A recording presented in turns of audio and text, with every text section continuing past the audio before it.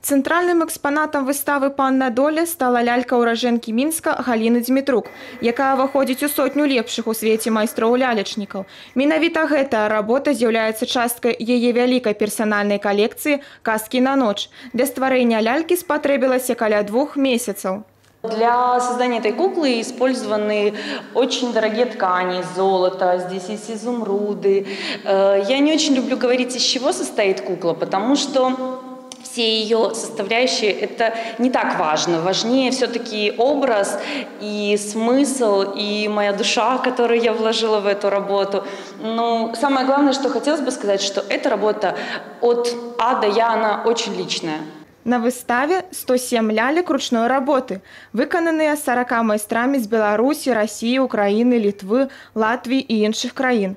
Асаблівая каштоўнасць выставы ў тым, што прадстаўленыя лялькі эксклюзіўныя, існуюць у адзіным экземпляры. 6 участников именно выставок «Панна Доля», они входят в сотню лучших мастеров мира. Вот, и пользуется интересом не только у нас в Беларуси, но и во всем мире. Разом з аўтарскімі лялькамі прадстаўлены жывапісныя работы Ганны Селівончык, Васіля і Марыі Пяшкун, Ганны Чепурных-Алейнік. Жывапіс арганічна упісаўся ў чароўную тэматыку экспазіцыі. Понравилось в золотом платье та тетя. Кукла такая? Да. А из игрушек детских что тебе понравилось? Мне такой заяц. Очень красиво, много всего интересного. Чаще бы такие выставки, чтобы было куда сходить с семьей.